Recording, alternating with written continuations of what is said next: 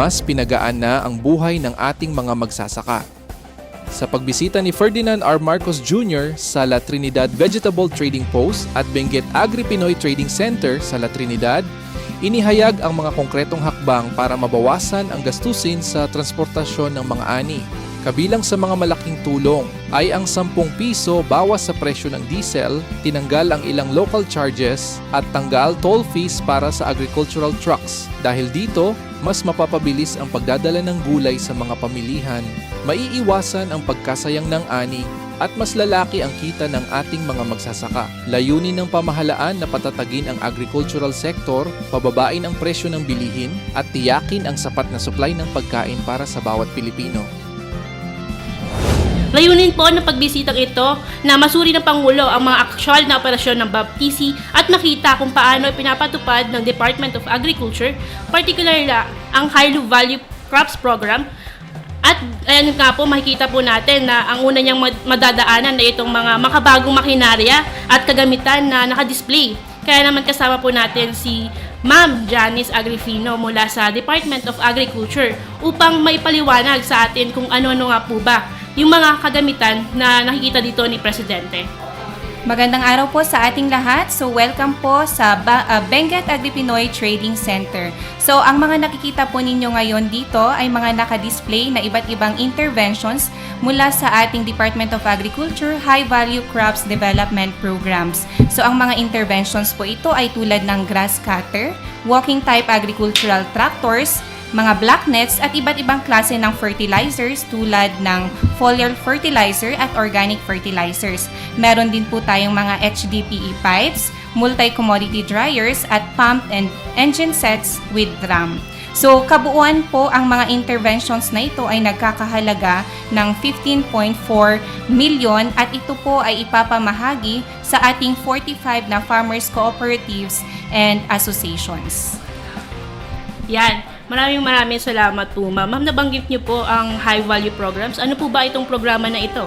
So, ang ating pong High Value Crops Development Program ay isa sa mga regular programs ng Department of Agriculture under the Fields Operations Division. Ayan, nakikita po natin na papasok na ang ating Presidente sa BABTC. So, sa mga ngayon pa lamang po tumututok, tayo po ay live uli mula sa Benguet Agri-Pinoy Trading Center dito sa La Trinidad, Benguet. So, Ma'am Janice, ano po ba, para mabigyan po ng konteksto ang ating mga manonood, ano po ba, magbigay po kayo ng background lang po ng BABTC? Yes, so ang BABTC po ay isa sa 3 na malalaking trading hubs ng highland vegetables dito sa La Trinidad, Benguet. So ito po ay centralized na bagsakan ng ating iba't ibang mga gulay mula sa Benguet, hindi lang sa Benguet, kundi pati rin sa Bauco at parts ng Ifugao, which are the 3 major producing provinces ng highland vegetables. Ma'am, kung dadayo po ang ating mga manonood dito sa BABTC, ano-ano po ba yung mga pangunahing produkto na ibinebenta dito sa BABTC, ma'am? Yes, so actually madami pong makikita ng mga gulay dito. So marami dito tulad ng repolyo, carrots, mga potato, letsugas, broccoli, Chinese cabbage o pechay, at iba't ibang assorted din na mga gulay. So meron din tayong mga in-peak season na mga crops tulad ng strawberry na ngayon ay marami na din po dito sa ating trading center. Ma'am, base po sa inyong mga datos, saan po ba kadalasang dinadala itong mga produktong ito? Yes, so ang ating mga produkto po mula dito sa BABTC at iba pang mga trading centers in La Trinidad ay nakakarating po siya nationwide. So primarily, ito po ay dinadala ng ating mga traders sa karatig na mga rehiyon, regions 1, 2, and 3, Metro Manila of course. Meron din po tayong mga tawid dagat trackers na siyang nagdadala sa banda ng Visayas at Mindanao. Ma'am, higit po sa lahat, gaano po ba kalaki yung naitutulong ng BABTC sa ating mga lokal na magsasaka? Ma'am, napapadali po ba nito yung pagbebenta nila o pagpapalawak ng kanilang merkado? Yes po, actually ma'am, kasi ito ay centralized na nagbagsakan ng mga gulay. At least kung idadala na lang dito ng ating mga farmers ang kanilang mga gulay, dito na din po ang trading, dito na po lahat mangyayari yung mga marketing activities. So hindi na po sila individual na maghahanap ng kanilang sariling buyer, ipupunta na lang lang po nila dito at meron na po silang mga buyers. At meron na rin po tayong mga market facilitators na mag-a-assist sa kanila. So actually po sa datos ng ating BABTC, annually po, the BABTC moves 165,000 metric tons of agricultural produce and it is valued at about 64 billion pesos o kaya 17 million pesos daily. Ma'am, dahil nga po apektado tayo itong mga ng pagtaas ng presyo ng crudo dito sa ating bansa dahil nga sa sigalot ng Middle East, ano po ba yung mga hakbang na ginagawa ng ating pamahalaan para po matulungan natin itong mga magsasaka tulad po ng mga nasa BABTC? Yes po. So on the part po of the Department of Agriculture, in-intensify po natin ang ating Kadiwa ng Pangulo programs and activities tulad ng Kadiwan Wheels, mga trade fairs at iba pa para sa gayon ay makapagbigay tayo ng further assistance sa ating mga farmers tulad ng hauling, ng transport assistance kung saan kinukuha natin mismo sa kanilang farms ang kanilang mga produkto at dinadala sa trading center tulad ng BABTC o kaya naman ay sa kanilang identified market destinations sa ibang rehiyon. So as of April 14 po, the Department of Agriculture has already facilitated yung hauling at saka marketing ng different na agricultural produce of about 27 metric tons at ito po ay nagkakahalaga ng about 1.6 million pesos. So meron pa po tayong mga madaming schedules ng Kadiwa activities in the coming weeks para po sa gayon ay tuloy-tuloy nating matulungan ang ating mga magsasaka dito sa Benguet at mga karatig probinsya. Ma'am, siguro balik lang tayo. Paano po ba natin itong BABTC na tutulungan yung mga magsasaka na mas mapadali po yung pag-transfer ng produkto nila mula dito sa BABTC hanggang sa kanilang hanggang sa kung saan mang lugar ito pwedeng mabenta? Yes, ma'am. So dito po kasi sa Benguet Agri-Pinoy Trading Centers, meron na po tayong mga market facilitators na siyang per commodity na rin siya, may iba't iba siyang mga spot areas. So iyon ay meron tayong mga market facilitators na siyang nag-a-assist sa ating mga farmers mismo. So dadalhin na lang po nilang kanilang mga produkto dito at magaganap na yung trading activities natin. So ito daily base sa datos ng BABTC ay meron tayong at least 110 farmers na araw-araw ay pumupunta dito para sa gayon ay dalhin ang kanilang mga produkto at yung mga buyers naman po natin, sila na po ang bahala na magdala ng mga ito sa iba't ibang lugar. Ma'am, paano ito nakakatulong sa paglikha po ng mga trabaho at kita dito sa ating mga lokal na magsasaka? Yes, ma'am. Actually po itong BABTC since na-start po siya nung before pandemic pa. Nagkaroon na po siya ng job generation. So, kung makikita po natin sa dinadaanan nila ngayon, marami po tayong mga stalls at yan po ay nabigyan sila ng mga stable na mga jobs. So, base po sa datos ng ating BABTC, hindi bababa sa 700 ang na-generate na jobs at nagkaroon ng trabaho dito sa BABTC simula nung ito ay ipinatayo at na-establish. Ayan po. Siguro last na lang po, ma'am. Ano po yung naging papel ng logistic support sa pagdadala po nito ng mga ani ng ating mga Cordillera sa merkado?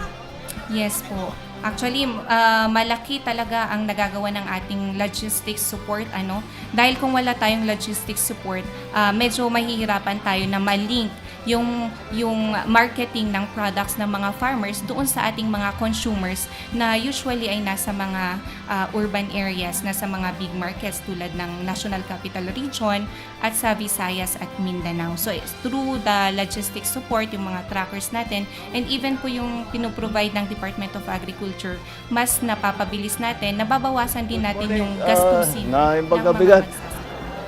We are here now at the trading center at pinuntahan din natin ang palengke because ang nangyari, very nagulat kami yung mga report na dahil sa pagtaas ng presyo ng diesel ay hindi na binababa ang mga gulay na galing dito sa mountain province, dito sa mga mountainous areas. Kaya tinignan natin, hinanapan natin ng paraan. Kaya unang-una, binaba natin ang presyo ng diesel ng 10 piso. Tapos yung mga charges ng mga local government, winave na muna. Tapos tinanggal na rin natin ang toll fee para sa mga truck na bumababa. Yung 10-wheeler yata 3,000 ang binabayad. Yung 4-wheeler 1,000 ang binabayad. Ngayon hindi na sila kailangan magbayad for a short time hanggat matapos itong problema natin sa pagtaas ng presyo ng langis. Patuloy lang namin ang ginagawa, pati yung mga driver na nangangailangan ng tulong, sinama namin sa tupad program ng DOLE. At ito yung aming tulong para naman, unang-una, matiyak ang ating food supply. Pangalawa, matiyak na hindi masyadong mabigat ang nararamdaman ng ating mga farmer, ng ating mga producer, ng ating mga wholesaler. At matiyak nga na ang food supply naman natin ay patuloy para hindi tayo magkaproblema doon sa presyo ng pagkain at saka sa supply ng pagkain.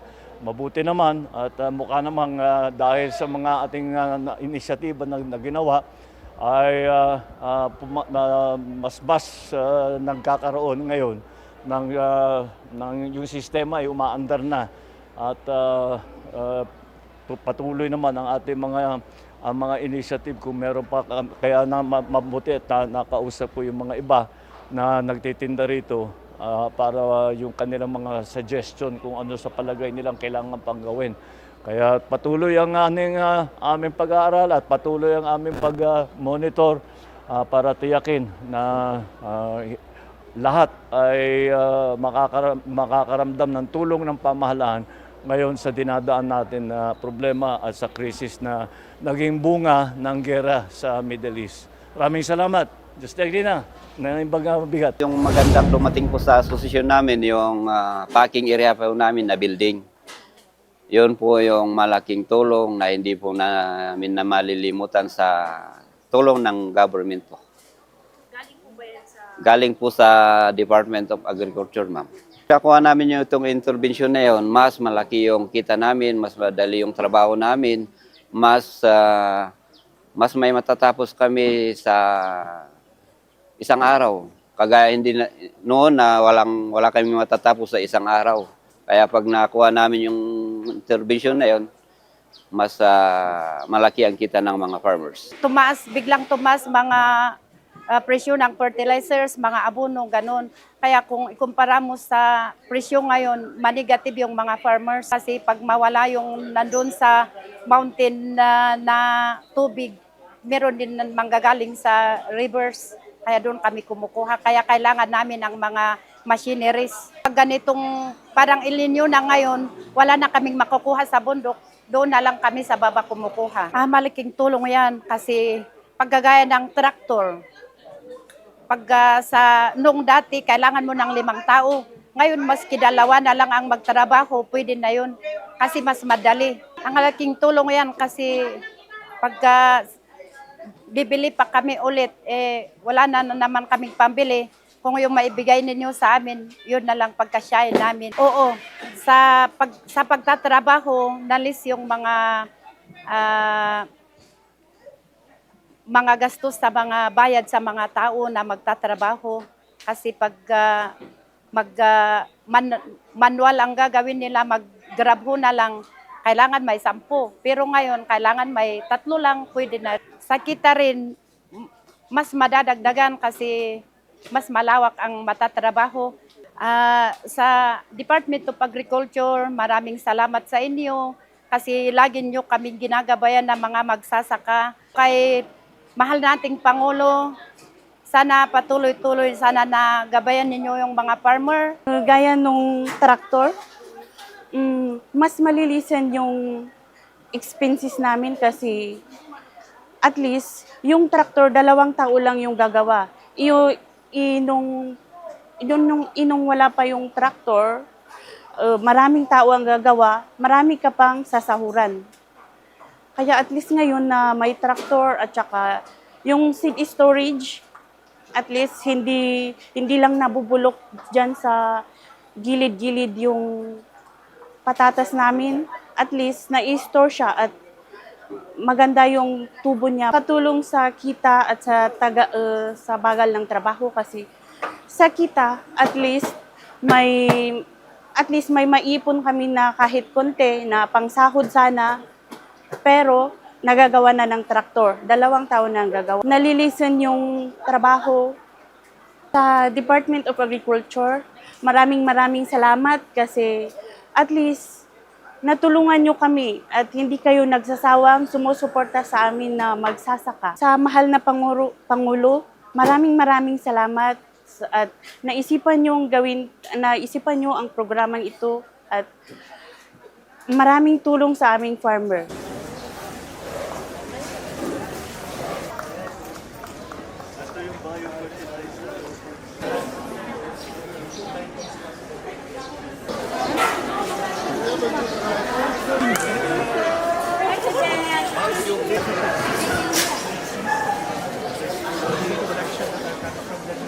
Dahil sa pagtaas ng presyo ng diesel ay hindi na binababa ang mga gulay na galing dito sa mountain province, dito sa mga mountainous areas.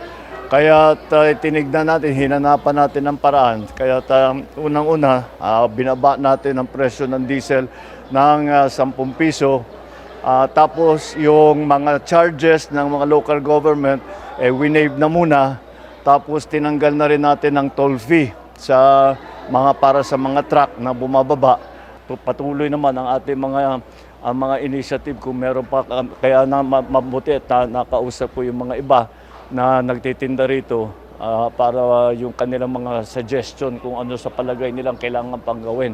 Kaya patuloy ang aming pag-aaral at patuloy ang aming pag-monitor para tiyakin na lahat ay makakaramdam ng tulong ng pamahalaan ngayon sa dinadaan natin na problema at sa krisis na naging bunga ng gera sa Middle East.